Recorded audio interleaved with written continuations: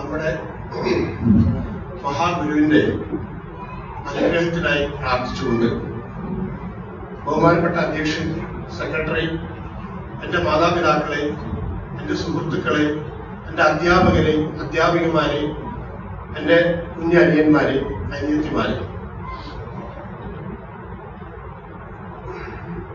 പലപ്പോഴായിട്ട് ഇവിടെ വന്നിട്ട് പല കാര്യങ്ങള് റിപ്പീറ്റ് ചെയ്തിട്ട് സംസാരിക്കേണ്ട ഒരവസ്ഥയിലാണ് സത്യം പറഞ്ഞു കഴിഞ്ഞാൽ ഇന്ന് നാം എത്തിച്ചേർന്നിരിക്കുന്നത്. 1917 മുതല് നമ്മുടെ വെള്ളിയാഴ്ച, നമ്മുടെ 34-ാം മഹാത്മാവ് നമ്മളോട് ആത്മീയ മോക്ഷത്തിന് വേണ്ടിയിട്ട് ഈ ഭൂമിയിൽ എന്തൊക്കെ ചെയ്യണമെന്നാണ് നമ്മളെ അന്ന് പറഞ്ഞ് പഠിപ്പിച്ചത്.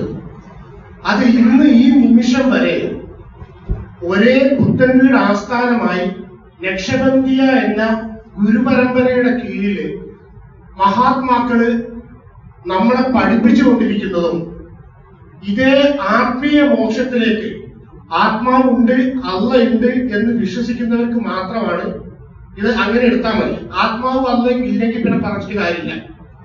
അപ്പോ ഈ ദൈവം നമുക്ക് ഒരു ശരീരം തന്നിട്ടുണ്ട് അല്ലേ? ഈ ഭൂമിയിൽ നമുക്ക് തിരിച്ച് എങ്ങനെയാണോ നമ്മൾ ജനിച്ചത് അതേ പരിശുദ്ധിയിൽ തിരിച്ചു പോവാൻ വേണ്ടിയിട്ട് ഇവിടെ എങ്ങനെ ജീവിക്കണം, എന്തൊക്കെ കർമ്മങ്ങൾ നമ്മൾ ചെയ്യണം, സത്യം എന്ന് പറഞ്ഞാൽ എന്താണ്, ധർമ്മം എന്ന് പറഞ്ഞാൽ എന്താണ്, അത് നിത്യജീവിതവുമായിട്ട് എങ്ങനെ കൂട്ടിയിണക്കി നമുക്ക് നമ്മുടെ നിരന്തരം നമ്മൾ ഏർപ്പെട്ടുകൊണ്ടിരിക്കുന്ന ഏത് കർമ്മ മേഖലയാണെങ്കിലും അതിൽ ഇതിനെ എങ്ങനെയൊക്കെ ഉപകാരപ്പെടുത്താം എന്ന് പറഞ്ഞു തന്ന് അവരുടെ ആരോഗ്യവും സമ്പത്തും അവരുടെ സമയവും കളഞ്ഞ് എല്ലാവിധ അവരുടെ കുടുംബത്തിന് പ്രഷ്യസ് ആയിട്ട് ലഭിക്കേണ്ട അവരുടെ സമയം, കാരണം അവർക്ക് അവരുടെ മക്കളുടെ കൂടെ, അവരുടെ ഭാര്യയുടെ കൂടെ, മാതാപിതാക്കളുടെ കൂടെ, സുഹൃത്തുക്കളുടെ കൂടെയൊക്കെ നമ്മളൊക്കെ എൻജോയ് ചെയ്ത് നമുക്ക് തോന്നുമ്പം നമ്മൾ അന്വേഷിച്ച് ചെല്ലുന്ന പോലെയല്ല, നമ്മൾ അന്വേഷിച്ച് ചെല്ലുമ്പം നമുക്ക് വേണ്ടിയിട്ട് അവർ സമയം മാറ്റിവെക്കുകയാണ്. അങ്ങനെ മാറ്റിവെച്ച് നമുക്ക് വേണ്ടിയിട്ട് അവരുടെ ആരോഗ്യവും അവരുടെ ആത്മാവിനെയും അവരുടെ മാനസികാവസ്ഥയും അടിയറവ് വെച്ച് കഷ്ടപ്പെട്ട് അധ്വാനിക്കുമ്പം നമ്മൾ തിരിച്ച് എന്താ കൊടുക്കുന്നതെന്ന് ഇനിയെങ്കിലും നമ്മൾ ആലോചിച്ചിട്ടില്ലെങ്കിൽ ഈ ആത്മീയ മോക്ഷം എന്ന് പറഞ്ഞ സംഭവമില്ലേ, ഈ നക്ഷബന്ധിയ ത്വരീക്കത്ത് ഒരു ആർട്സ് ആൻഡ് സ്പോർട്സ് ക്ലബായി മാറും. ഈ പോക്കാണ് പോകുന്നതെങ്കിൽ നമ്മൾ എന്തിനാ നമ്മളിവിടെ ജനിച്ചത്? ആത്മീയ മോക്ഷത്തിന് വേണ്ടിയിട്ടല്ലേ? നമ്മുടെ മനസ്സിനെ നമ്മൾ പാകപ്പെടുത്താനല്ലേ? നമ്മൾ സംസ്കരിക്കപ്പെടാനല്ലേ? ഇനിയും നമുക്കത് മനസ്സിലായിട്ടില്ലെങ്കിൽ ഇതിന്റെ നഷ്ടം ആർക്കാ? ആലോചിച്ച് നോക്കി. ഒരു വിഭാഗം ഗുരുവിന് വേണ്ടിയിട്ട് മുഴുവൻ സമർപ്പിച്ച് ജീവിക്കുമ്പോൾ ഒരു വിഭാഗം ഗുരുവിനെയും അദ്ദേഹത്തിന്റെ ആദർശങ്ങളെയും സമർപ്പിച്ചവരെയും കളിയാക്കുകയും പല തരത്തില് ഒളിഞ്ഞും തെളിഞ്ഞും അവരെല്ലാം ഒരു പോയത്തക്കാരാണ്, ഇതൊക്കെ ഒരു പുകയാണ് എന്ന് പറഞ്ഞ് നടക്കുകയും ചെയ്യുന്നുണ്ടെങ്കിൽ എന്താ ഇതിന്റെ അർത്ഥം? സത്യം പറഞ്ഞു കഴിഞ്ഞാൽ വിഷമുണ്ട്. ഈ കാര്യങ്ങൾ റിപ്പീറ്റ് ചെയ്ത് ഇതിവിടെ പറയേണ്ടതിന് നല്ല രീതിയിൽ ജീവിച്ചാൽ പോലെ ആലോചിച്ച് നോക്കി. ഈ മഹാത്മാക്കൾ പറയുന്ന കാര്യങ്ങള് അവരെ അർപ്പിച്ച് അവരനുസരിച്ച് ജീവിച്ചാൽ നമ്മളുടെ എനർജി നമുക്ക് നമ്മുടെ കർമ്മ മേഖലകൾ ഉപയോഗപ്പെടുത്തിയ പോലെ. ഇത് വാട്സപ്പ് ഗ്രൂപ്പുകൾ ഉണ്ടാക്കുക, അതിൽ മെസ്സേജുകൾ ഒളിഞ്ഞും തെളിഞ്ഞും ഇടുക, എന്നിട്ട് ആ കാര്യങ്ങൾ അവരുടെ ഹിഡൻ അജണ്ടകൾ ഈ സമൂഹത്തിലെ കുട്ടികളുടെ ഉള്ളിലേക്ക് ഇൻഫ്യൂസ് ചെയ്യാൻ ഇനിയും നിങ്ങൾ മെനക്കെടുകയാണെങ്കിൽ ഇതുവരെ പ്രതികരിച്ച പോലെ ആയിരിക്കില്ല ഇനി അങ്ങോട്ട് പ്രതികരിക്കുന്നതെന്ന് ഞാനിവിടെ ഉറപ്പ് തരികയാണ്. ഈ സമൂഹത്തിലെ മക്കളുണ്ട് നമ്മളെ മുമ്പിലിരിക്കുന്നത്. ഈ മക്കൾക്ക് നല്ലത് പറഞ്ഞു കൊടുക്കേണ്ടതിന് പകരം ഈ വൃത്തികെട്ട കാര്യങ്ങൾ ഈ മക്കളുടെ ഉള്ളിലേക്ക് കടത്താനാണ് ഇതിനുള്ള ഒരു വിഭാഗം ആൾക്കാർ ശ്രമിക്കുന്നതെങ്കിൽ ഞാൻ എന്റെ ഹൃദയത്തിൽ നിന്ന് പറയട്ടെ, ഇത് വ്യക്തിപരമായിട്ട് ഞാൻ ആരെയും ചെറുതാക്കി കാണുകയല്ല. വിവരക്കേട് തിരുത്തി തരാൻ ഈ പറയുന്നത് മനസ്സിലായിക്കോളി. ഞാൻ വിവരമുണ്ട് എന്നതുകൊണ്ട് പറയല്ല, പക്ഷെ നമ്മുടെ മഹാത്മാവ് നമുക്ക് വേണ്ടി അത്രയേറെ കഷ്ടപ്പെടുന്നുണ്ട്. രാവിലെ അമ്മാരുടെ വീടിന്റെ ഡോർ തുറന്നു കഴിഞ്ഞാൽ 50-60 ആളാണ് ഒരു ദിവസം ആ ഗുരുവിന്റെ മുമ്പിൽ ചെന്ന് കരയാണ്. എന്താണ് ഇത്? ആലോചിച്ച് നോക്കി. ഒരു വിഭാഗം ഇങ്ങനെ ആത്മീയ മോക്ഷത്തിന് വേണ്ടിയിട്ട്, മനസമാധാനത്തിന് വേണ്ടിയിട്ട് അദ്ദേഹത്തിന്റെ മുമ്പിൽ പോകുമ്പോൾ അതിലേറെ അദ്ദേഹം കരയുന്നുണ്ട്. നിങ്ങൾക്ക് അറിയോ അത്? അതിലേറെ അദ്ദേഹം കരയുന്നുണ്ട്. എന്നിട്ട്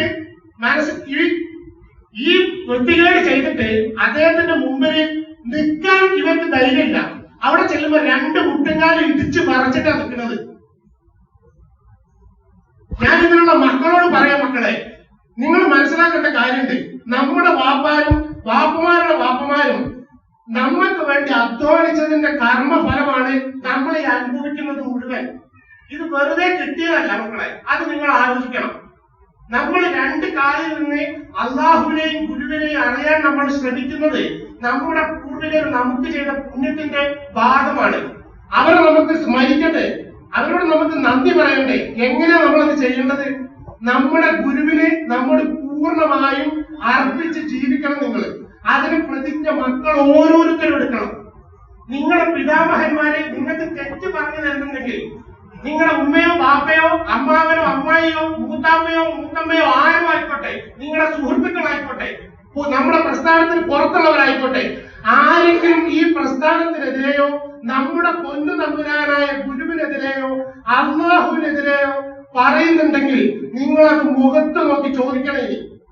നിങ്ങളാണ് ഈ പ്രസ്ഥാനത്തിന്റെയും നമ്മുടെ ഗുരുവിന്റെയും മുൻപോട്ടുള്ള ശക്തി.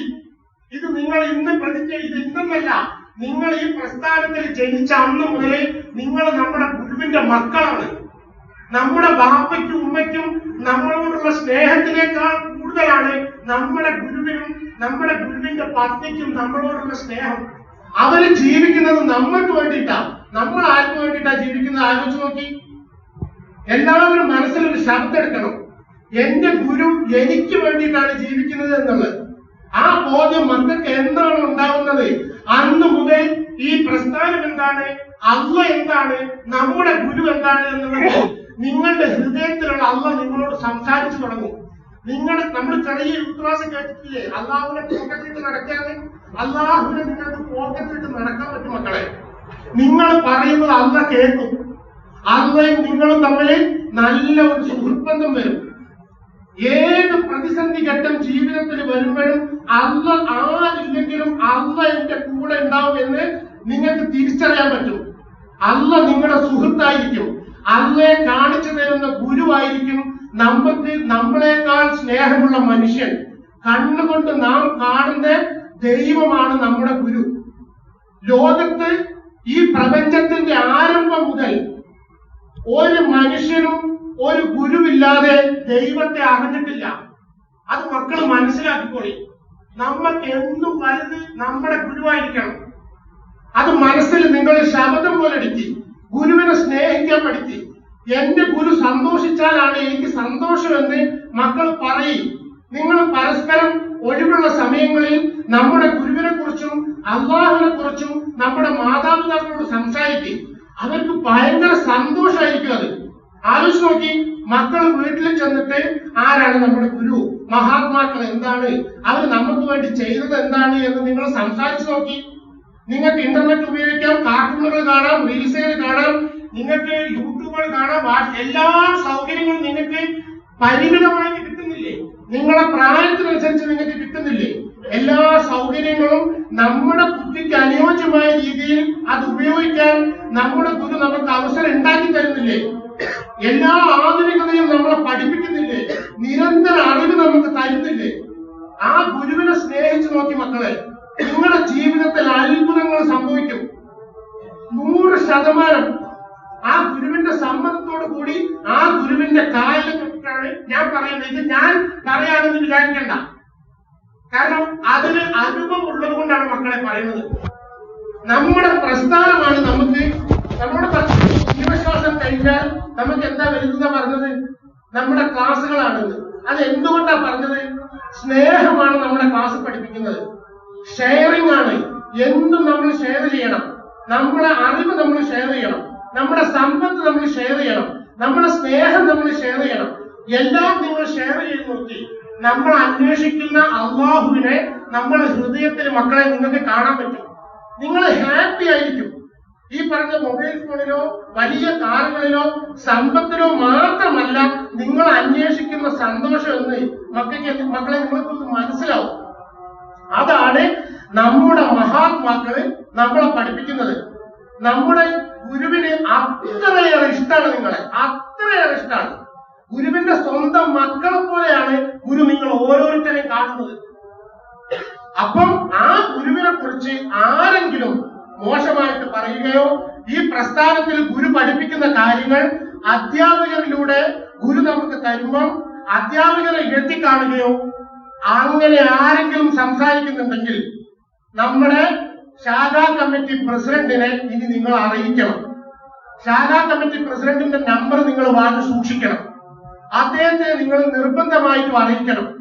അദ്ദേഹം അതിന് വേണ്ട കാര്യങ്ങൾ ചെയ്തോളൂ.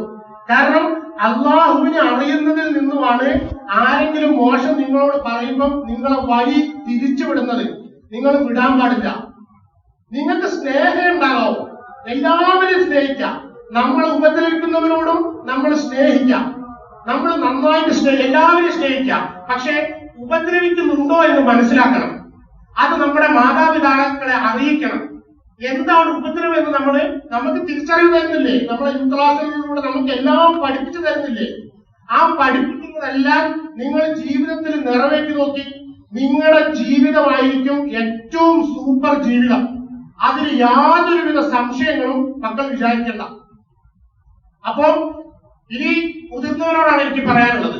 ഈ മക്കളെ, ഈ തലമുറയിലെ നമ്മുടെ ഈ ചെറിയ മക്കളല്ല, ഒരു 10-30 വയസ്സിന് ഞാനൊക്കെ ഇതിന് മക്കൾ തന്നെ, ഞാൻ വലിയ ഒരുത്തരായിട്ട് വർത്താനം പറയല്ല.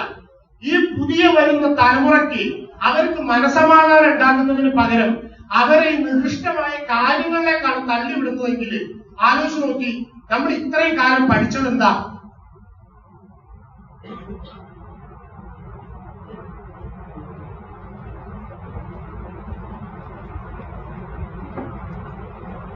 നിഷാദ് ഇവിടെ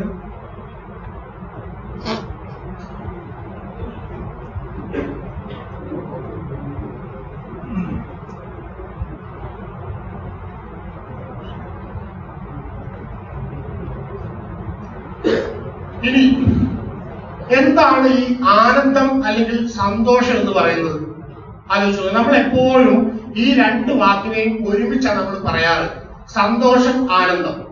എന്താണ് ഇത് തമ്മിലുള്ള വ്യത്യാസം? നമ്മൾ ആലോചിച്ചിട്ടുണ്ടാവും. നമ്മുടെ ജീവിതത്തില് നമ്മൾ ഏത് കാര്യങ്ങൾക്കാണോ താരതമ്യങ്ങൾ അതല്ലെങ്കിൽ ഉപമകൾ നടത്തി നമുക്ക് സന്തോഷം ഉണ്ടാകുന്നത് അത് ആനന്ദമല്ല. അതായത് ഇപ്പൊ ഞാനൊരു എക്സാം എഴുതി, ആ എക്സാമിൽ എനിക്ക് ഫസ്റ്റ് റാങ്ക് കിട്ടിയിട്ടുണ്ടെങ്കിൽ അത് ഞാൻ റിസൾട്ട് നോക്കി തെറ്റിപ്പോയതാണെങ്കിൽ ഞാൻ എത്രത്തോളം സന്തോഷിച്ചിട്ടുണ്ടോ അത്രത്തോളം ഞാൻ ദുഃഖത്തിലേക്ക് വീഴും.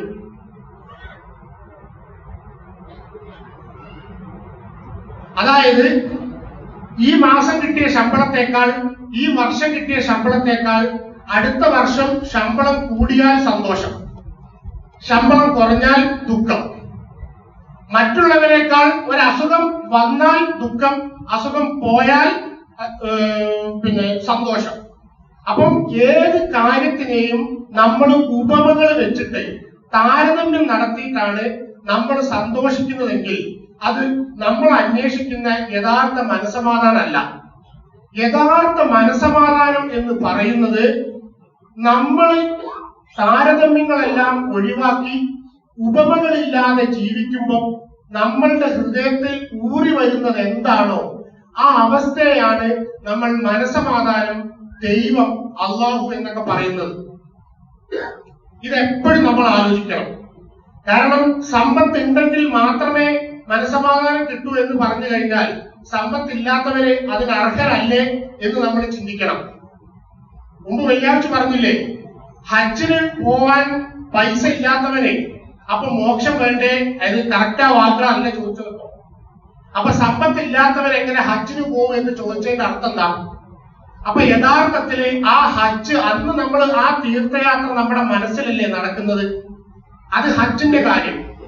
ഇന്ന് ഈ ലോകത്തില് നമുക്ക് സമ്പത്തില്ലെങ്കിൽ, നമുക്ക് മനസമാധാനം കണ്ടെത്താൻ കഴിയുന്നില്ലെങ്കിൽ, അപ്പൊ സൃഷ്ടിപ്പിന് എന്തോ ഒരു കുഴപ്പമില്ലേ? കുറെ ആൾക്കാരെ സമ്പത്ത് കൊടുത്തും പദവി കൊടുത്തും ആരോഗ്യമുള്ള ശരീരം കൊടുത്തും സൗന്ദര്യം കൊടുത്തും അവർക്ക് സന്തോഷം ഉണ്ടാക്കുന്നുണ്ടെങ്കിൽ, ഇതൊന്നും ഇല്ല എന്ന് പറയപ്പെടുന്ന ഒരു വ്യക്തിക്ക്, അത് സ്ത്രീ ആയാലും പുരുഷനായാലും, അയാൾ സന്തോഷിക്കാൻ അർഹതയില്ലേ അദ്ദേഹത്തിന്? അല്ലെങ്കിൽ ആ സ്ത്രീക്ക് ഈ ഭൂമിയിൽ അവകാശമില്ലേ? അപ്പൊ എന്താണ് നമ്മൾ അന്വേഷിക്കുന്ന ആനന്ദം? നമ്മുടെ അഹംഭാവം എന്ന് നമ്മളിൽ നിന്നും പൂർണ്ണമായി ഇല്ലാതെയാകുന്നോ അവിടെ ഊറി വരുന്ന ഒരനുഭവമുണ്ട്, ഒരു സന്തോഷമുണ്ട്. അതിനെയാണ് നമ്മൾ ആനന്ദം, അതല്ലെങ്കിൽ ദൈവം, അല്ലെങ്കിൽ അള്ളാഹു, ഈശ്വരൻ എന്നൊക്കെ നമ്മൾ വിളിക്കുന്നത്. അതല്ലാതെ പൈസ കൊണ്ട് മാത്രം കിട്ടുന്ന, പദവി കൊണ്ട് മാത്രം കിട്ടുന്ന ഒരു വസ്തുവല്ല ഈ ആനന്ദം എന്ന് പറയുന്നത്. ഇതാണ് നമ്മുടെ മഹാത്മാക്കൾ, പുത്തൻവീട് ആസ്ഥാനമായ നമ്മുടെ മഹാത്മാക്കൾ തന്നെ നമ്മളെ നിരന്തരം പഠിപ്പിച്ചുകൊണ്ടിരിക്കുന്നത്. ഈ ആനന്ദം എന്താണെന്നുള്ള തിരിച്ചറിവിലേക്ക് ആണ് അവർ നമ്മളെ നയിച്ചുകൊണ്ടേയിരിക്കുന്നത്. അതല്ലെങ്കിൽ, അത് നമ്മൾ മനസ്സിലാക്കിയിട്ടില്ലെങ്കിൽ പുതിയ മക്കൾ നമ്മളോട് ചോദിക്കും, ഈ നക്ഷബന്ധിയ ത്വരീക്കത്തിൽ എന്താ ആത്മീയത ഉള്ളത്? നമ്മൾ എന്ത് പറയൂ അവരോട്? സാധാരണ വരിസംഖ്യ കൊടുക്കുന്ന, ആഴ്ചകളിൽ കൂടുന്ന, സ്പോർട്സ് മാർട്സ് നടത്തുന്ന ഒരു സാധാരണ സാംസ്കാരിക ക്ലബിൽ നിന്ന് ഉപരിയായിട്ട് നക്ഷബന്ധിയ ത്വരീക്കത്തിൽ എന്ത് ആത്മീയത ഉള്ളതെന്ന് ചോദിച്ചു കഴിഞ്ഞാൽ മക്കളോട് നമ്മൾ എന്ത് സമാധാനം പറയാം? ഇന്നത്തെ മക്കൾ അത് ചോദിച്ചു തുടങ്ങി. അതാണ് അതിന് ഏറ്റവും വലിയ ആശ്വാസവും. അവരുടെ ചോദ്യങ്ങൾക്ക് മുമ്പിൽ നമുക്ക് ഉത്തരങ്ങൾ കൊടുക്കണമെങ്കിൽ ആദ്യം നമ്മൾ അനുസരിക്കണം. നമ്മുടെ ഇപ്പോഴത്തെ ഗുരു എപ്പോഴും പറയുന്ന ഒരു കാര്യമാണ്, നിങ്ങൾ വലിയ കാര്യങ്ങളൊന്നും നിങ്ങൾ ചിന്തിക്കണ്ട, നിങ്ങൾ അന്വേഷിക്കണ്ട, പഠിക്കണ്ട. ഞാൻ പറഞ്ഞ കാര്യങ്ങൾ നിങ്ങൾ അനുസരിച്ചാൽ മതി. അപ്പൊ സമർപ്പണം എന്താണെന്നുള്ളത് നിങ്ങൾക്ക് മനസ്സിലാവും. ആ സമർപ്പണത്തിലൂടെ മാത്രമേ ആനന്ദം എന്താണ് എന്നുള്ളത് നിങ്ങൾക്ക് മനസ്സിലാവുള്ളൂ. ആലോചിച്ച് നോക്കി, മക്കളെ നമ്മൾ മദ്രസയിൽ കുറെ ആയത്തുകൾ പഠിപ്പിക്കും, വിശദീകരണങ്ങൾ പഠിപ്പിക്കും, ക്വിസ് പഠിപ്പിക്കും. എന്നിട്ട് അതെല്ലാം എഴുതിച്ച് അതിന്റെ സാധാരണ ഒരു 10ാം ക്ലാസ് SSLC പരീക്ഷന്റെ തലേ ദിവസവും അല്ലെ ഒരു മാസം മുമ്പോ പ്രിപ്പയർ ചെയ്യിക്കുന്നത് പോലെ ഇതെല്ലാം പ്രിപ്പയർ ചെയ്യിച്ചിട്ട് ഇതെല്ലാം പഠിപ്പിച്ചിട്ട് വീട്ടിൽ ഇതുമായിട്ട് ബന്ധമുള്ള ഒരു കാര്യമല്ല ഈ മക്കൾ കേൾക്കുന്നതെങ്കിൽ അവർക്ക് നമ്മൾ ഈ വിദ്യാഭ്യാസം കൊടുത്തിട്ട് എന്താ കാര്യം? ആലോചിച്ച് നോക്കി. അവർക്ക് ധാർമ്മികത, സത്യം എന്താണ് എന്ന് രക്ഷിതാക്കൾ അവരുടെ പ്രവൃത്തിയിൽ നിന്ന് എന്നാണോ കാണിച്ചു കൊടുക്കുന്നത്, അന്ന് മുതലാണ് എന്താണ് ഞങ്ങൾ ഈ മദ്രസകളിൽ നിന്നും യൂത്ത് ക്ലാസ്സിൽ നിന്നും പഠിക്കുന്നത് എന്നുള്ള ബോധ്യത്തിലേക്ക് അവർ എത്തുകയുള്ളൂ. അതുവരെ അവര് ഒരു എസ്സേ കാണാതെ പഠിക്കുന്നത് പോലെ, ഒരു ഫോർമുല കാണാതെ പഠിക്കുന്നത് പോലെ, ഒരു പദ്യം കാണാതെ പഠിക്കുന്നതിലുപരിയായിട്ട് ഈ ആയത്തിലോ ഈ വിശദീകരണത്തിലോ ഈ മുസാഫിലുള്ള വരികളിലോ അതിലേറെ ആയിട്ട് അവർക്ക് ഒന്നും കാണാൻ കഴിയില്ല. അത് അധ്യാപകരെക്കാൾ കൂടുതൽ രക്ഷിതാക്കളുടെ ഉത്തരവാദിത്തം. ഈ 2 മണിക്കൂർ കഴിഞ്ഞാൽ അത് കഴിഞ്ഞു. നമുക്ക് ഈ ശരീരം കിട്ടി ഭൂമിയിൽ വന്നില്ലേ, എന്താണ് ഇതിന്റെ പിന്നിലുള്ള ഈ പ്രപഞ്ചത്തിന്റെ രഹസ്യം എന്താണെന്നുള്ളത് പഠിക്കണ്ടേ? നമ്മൾ കേട്ടിട്ടില്ലേ, കൂട്ടുമ്പ കയറുക, ആകാശത്ത് കൂടെ പറക്കുക, ഈ സംഗതികളൊക്കെ ഉണ്ടോ ഇല്ല എന്നുള്ളത് അറിയണ്ടേ? അപ്പൊ ചോദിക്കും, മനുഷ്യ ഒന്നെങ്കിൽ ആരെങ്കിലും തിരിച്ചു വന്ന് പറഞ്ഞാണോ? പറഞ്ഞതാണ് എന്ന് പറഞ്ഞാൽ അല്ലാതെ തെളിയിക്കാൻ ആരെങ്കിലും തെളിവുണ്ടോ ആരുടെങ്കിലും കയ്യിൽ? ഇതിന്റെയൊക്കെ പിന്നിലെ സയൻസ് എന്താണെന്നുള്ളത് ഈ മക്കൾക്ക് പറഞ്ഞു കൊടുക്കണ്ടേ? അതിനാദ്യം അവനവൻ അറിവ് വേണ്ടേ? ഈ മക്കൾ ചോദിച്ചു കഴിഞ്ഞാൽ നമ്മൾ എന്ത് പറയും? എന്താ നമ്മൾ പറയാ? കാരണം അയച്ചോട് കേട്ടു തുടങ്ങും, അയച്ചോട് അന്വേഷിച്ച് തുടങ്ങുന്ന സമയമായി. എന്താ നമ്മൾ അയച്ചോട് ഇത് പറയാം? മഹാത്മാക്കൾ എന്താണ്, ആത്മാവ് എന്താണ് എന്നൊക്കെ ചോദിച്ചു തുടങ്ങും മക്കളിനി. അത് നമ്മൾ അറിയണ്ടേ? അവരോട് പറഞ്ഞു കൊടുക്കണം. നമ്മുടെ ഗുരു പറയുന്ന കാര്യങ്ങൾ അനുസരിച്ച് കഴിഞ്ഞാൽ ഹൃദയത്തിൽ ഉണ്ടാകുന്ന അറിവാണ് എല്ലാ ഈ ശാസ്ത്രമെന്ന്. ഇങ്ങനെ പറഞ്ഞു കൊടുത്തു നോക്കി. അർപ്പിക്കണം. സ്വന്തം ആത്മാവിനെ ഗുരുവിന് അർപ്പിച്ചു കഴിഞ്ഞാൽ ഏത് പ്രൊഫഷനാണോ നിങ്ങൾ മുന്നോട്ട് കൊണ്ടുപോകുന്നത് അതിൽ കൂടെ വരുന്ന റിസൾട്ട് നമ്മുടെ അത്ഭുതപ്പെടുത്തും. നമ്മളെ കറാമത്തുകൾ ഈ വെള്ളിയാഴ്ചന്റെ കാലഘട്ടത്തിലും ചെറിയാഴ്ചന്റെ കാലഘട്ടത്തിലും 36ാം മഹാത്മാവിന്റെ കാലഘട്ടത്തിലും മാത്രമല്ല കറാമത്തുകൾ നടക്കുന്നത്. ഒരു ദിവസം ഈ കാലഘട്ടത്തിന്റെ ഗുരു എന്നോട് പറഞ്ഞതാ, ഈ കാലഘട്ടത്തിലെ കറാമത്ത് കാണണമെങ്കിൽ കണ്ണ് തുറന്നിരിക്കണമെന്ന്. അന്ന് എനിക്കത് മനസ്സിലായിട്ടില്ലായിരുന്നു. ഇന്നും പൂർണ്ണമായിട്ട് മനസ്സിലാകുന്നില്ല. പക്ഷെ അവിടെ സമർപ്പിച്ചപ്പോണ്ടായ ചില അത്ഭുതങ്ങൾ എന്ന് തന്നെ പറയാം. ലിറ്ററലി അക്ഷരാർത്ഥത്തിൽ അതറിയണമെങ്കിൽ ആ ഗുരുവിന്റെ കാലിന്റെ ചോട്ടിൽ പോയി നിന്നോക്കി.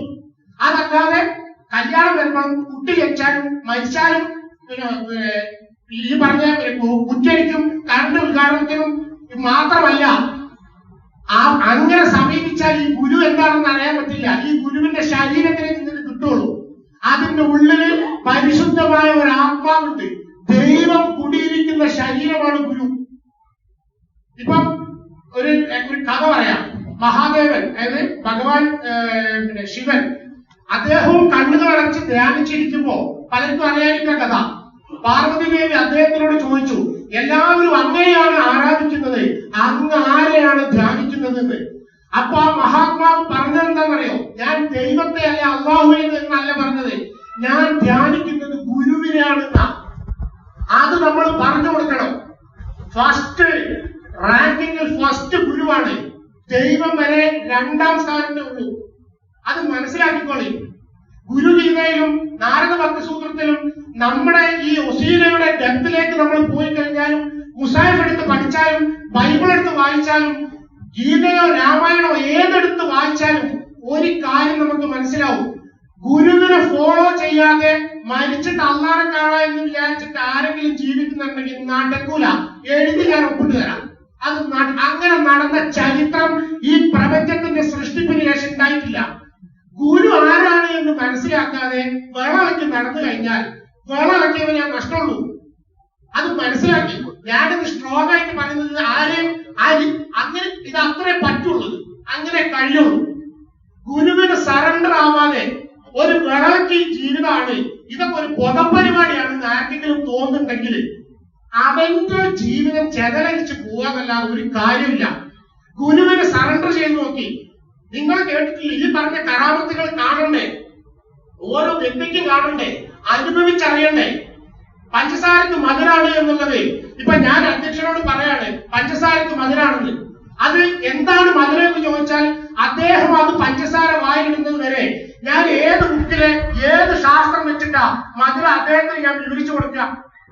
അദ്ദേഹം എന്നോട് പറയാണ്, ഈ എന്താ പറയാ, ഈ മുട്ടായിക്ക് പുളിയാണെന്ന്. അത് ഞാൻ തിന്നുന്നത് വരെ പുളി എന്താണ് എന്ന് അദ്ദേഹം എങ്ങനെ എനിക്ക് വിവരിച്ചു തരാം? മഹാത്മാവ് എന്താണ് എന്ന് അനുസരിക്കുന്നത് വരെ എങ്ങനെ നമുക്ക് അറിയാൻ പറ്റും? ആലോചിച്ച് നോക്കി. ഇതിന്റെ സയൻസ് ഇനിയും നിങ്ങൾക്ക് മനസ്സിലാക്കാൻ പറ്റിയിട്ടില്ലെങ്കിൽ അത് ഇൻഡിവിജ്വൽ കറപ്ഷൻ കൊണ്ടാണെന്ന് മനസ്സിലാക്കിക്കോളും. ഞാൻ 16 വർഷമായി എറണാകുളത്ത് ജീവിക്കുന്നത്. ഒടികെട്ടി ബിസിനസ്മാരുമായിട്ട് പലരോട് ഞാൻ സംസാരിക്കാൻ, അതായത് 25ഓ 30ഓ തലമുറ ഇരുന്ന് തിന്നാൻ തീരാത്ത സമ്പത്തുള്ള പലരുമായിട്ട് സംസാരിക്കാൻ, വ്യക്തിപരമായിട്ട് സംസാരിക്കാനുള്ള അവസരം കിട്ടിയിട്ടുണ്ട്. കൊടികെട്ടി ഈ കമ്പനിയിൽ എന്റെ MD-യുടെ കൂടെ നടക്കുമ്പോൾ, അദ്ദേഹം ഒരു പ്രമുഖനായ ബിസിനസ്മാനാണ് എറണാകുളത്ത്. അദ്ദേഹത്തിന്റെ കൂടെ നടക്കുമ്പോൾ അദ്ദേഹം വരെ പറയാതെ പറയുന്ന ചില കാര്യങ്ങളുണ്ട്. ഒരു മെന്റർ ഉണ്ടെങ്കിൽ നമുക്ക് ജീവിതത്തിൽ കുറെ സുഖാട്ടാവും. അദ്ദേഹം ഞാൻ അന്തം വിട്ടുപോയി. മെന്റർ എന്ന് പറഞ്ഞാൽ എന്താ? നമ്മളെ മെന്റർ ചെയ്യുന്നവൻ, ശരിതെറ്റുകൾ മനസ്സിലാക്കി തരണം. അല്ലാതെ അദ്ദേഹത്തിന്റെ കയ്യിൽ കോടികൾ സ്വത്തുണ്ട്, ഞാൻ വലിയ ഒരു പുക അടുത്ത് പറഞ്ഞ അദ്ദേഹം ഇന്ന് വരെ പലരും ഞാൻ കേട്ടിട്ടില്ല. 500 നോട്ട് പോക്കറ്റിൽ ഉണ്ടാകുമ്പോഴേ നമുക്ക് തോന്നുകയാണ്, എന്താ തോന്നുന്നത്? ഇത് എന്താ? നിങ്ങൾ ജനിക്കാൻ നിങ്ങൾക്ക് എന്തെങ്കിലും റോൾ ഉണ്ടായിരുന്നോ? എനിക്ക് ജനിക്കാൻ എനിക്ക് എന്തെങ്കിലും റോൾ ഉണ്ടായിരുന്നോ?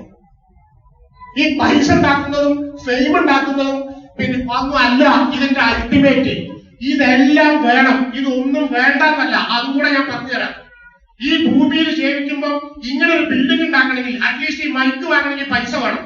പക്ഷെ അത് മാത്രമാണ് ലൈഫ് എന്ന് വിചാരിച്ചിട്ട് നിങ്ങളുടെ നെക്സ്റ്റ് ജനറേഷനും കൂടെ തൊലച്ചു കളയരുത്. അതേ പറയാനുള്ളൂ. കാരണം ഈ മക്കൾക്ക് ആഗ്രഹം ഉണ്ടാവും, ഇതെന്താണ്, ഇതിന്റെ പിന്നിലെ ശാസ്ത്രം എന്താണെന്ന് അറിയാൻ പുതിയ തലമുറക്ക് താല്പര്യം ഉണ്ടാവും. കാരണം സുന്ദരമായ ഒരു തലമുറയാണ് ഞാൻ വാർത്തെടുക്കുന്നത് നമ്മുടെ ഗുരു പറഞ്ഞിട്ടില്ലേ? അതിനുള്ള അവസരത്തിന് പാലം വലിക്കരുത്.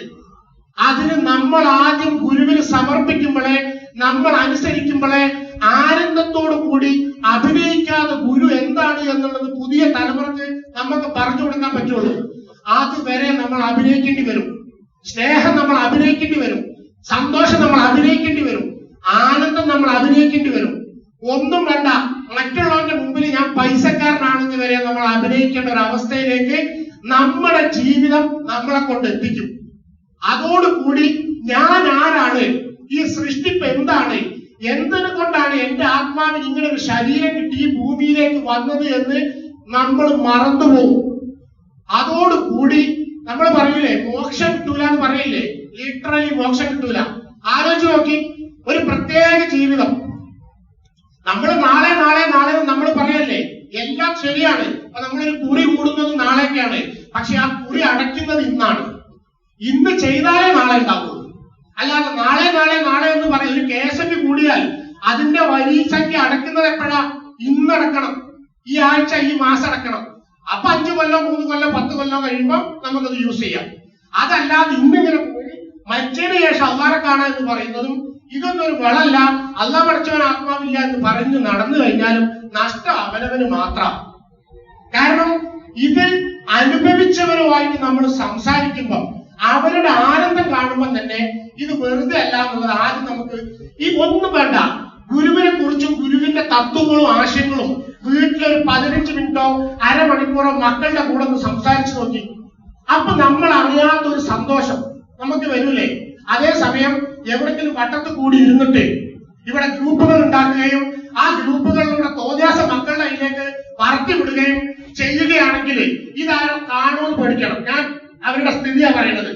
ഇപ്പൊ എന്റെ കയ്യിൽ ഒരു മിസ്റ്റേക്ക് വന്നു കഴിഞ്ഞാൽ അത് ആരെങ്കിലും കാണുമോ എന്ന് എന്റെ ടെൻഷനായി. കാണണമെന്നുണ്ടാവും, ആരൊക്കെ കാണണമെന്നുണ്ടാവും, കണ്ടാ പേടിയാവും. ഇതിന് നമ്മുടെ ഗുരു പറഞ്ഞാൽ പ്രശ്നമാവും. ഇങ്ങനെ നമ്മുടെ ജീവിതത്തിന്റെ വളരെ പ്രഷ്യസ് ആയിട്ടുള്ള സമയം നമ്മുടെ ബിസിനസ്സിലോ കർമ്മ മേഖലകളിലോ ഇൻവെസ്റ്റ് ചെയ്യുന്നതിന് പകരം നമ്മൾ ഇത്തരം കാര്യങ്ങളിൽ മുഴുകിക്കഴിഞ്ഞാൽ നമ്മുടെ ബ്രെയിൻ എന്താവും, തലച്ചോറെന്താവും, ചെകുത്താന്റെ പണിപ്പുരയാവും. ഇതാണ് ഈ ഡെവിൾസ് വർക്ക്ഷോപ്പ് എന്ന് പറയുന്നത്. ചെകുത്താൻ അവിടെ വന്ന് ഇരുന്നിട്ടല്ല. ആലോചിച്ച് നോക്കി, സിമ്പിൾ സയൻസ് അല്ലേ. നമുക്ക് നമ്മുടെ എനർജി, അതായത് നമ്മൾ സ്വാഭാവിക ഒരു അസുഖം വരിക, ഓക്കെ. നമ്മൾ റോഡിലൂടെ യാത്ര ചെയ്യുമ്പോൾ ഒരു അപകടം വരിക, അത് ഓക്കെ. ഇതൊന്നും നമ്മൾ മനഃപൂർവ്വം വേണമെന്ന് വിചാരിച്ചിട്ടല്ലല്ലോ. ഇങ്ങനെ നമ്മൾ മുന്നോട്ട് ജീവിച്ചു പോകാനുള്ള മാനസിക ശക്തിയും ആ ഒരു ശരീരവുമാണ് നമുക്ക് കിട്ടിയത്. സ്വാഭാവികമായി ജീവിതത്തിന് നേരെ വരുന്ന പ്രതിസന്ധികളെ നേരിടാനുള്ള എനർജിയാണ് സർവേശ്വരൻ നമുക്ക് തന്നിരിക്കുന്നത്. അത് എന്ത് പ്രശ്നങ്ങൾ വന്നാലും നമ്മളിൽ നിന്നല്ലാത്ത കാരണങ്ങൾ കൊണ്ട് വരുന്ന പ്രശ്നങ്ങളെല്ലാം നമുക്ക് നേരിടാൻ പറ്റും. അതൊരു അത്ഭുതം. അത് ചെയ്യാൻ നമുക്ക് പറ്റും. അതേസമയം ചെയ്യണ്ട എന്ന് ഗുരു പറഞ്ഞ ഒരു കാര്യം നമ്മൾ ചെയ്യുകയും അതിന് സൊല്യൂഷൻ അന്വേഷിച്ച് ടെൻഷൻ അടിച്ച് ഉറക്കില്ലാതെ നമ്മൾ ജീവിക്കുമ്പോൾ നമ്മുടെ കർമ്മ മേഖലയിൽ ഇൻവെസ്റ്റ് ചെയ്യേണ്ട ആ എനർജിയും കൂടെ നമ്മൾ ചെയ്ത തെറ്റ് തിരുത്താൻ വേണ്ടിയിട്ട് നമ്മൾ ഉപയോഗിക്കുക എന്ന് പറയുമ്പോൾ ഞാൻ ആരാണ് എന്നുള്ള തിരിച്ചറിവില്ലാതെ മരിച്ചു പോകുന്നതിൽ വലിയ ഒരു പാപം, കൊടിയ പാപം ഈ പ്രപഞ്ചത്തിൽ വേറെ ഇല്ല.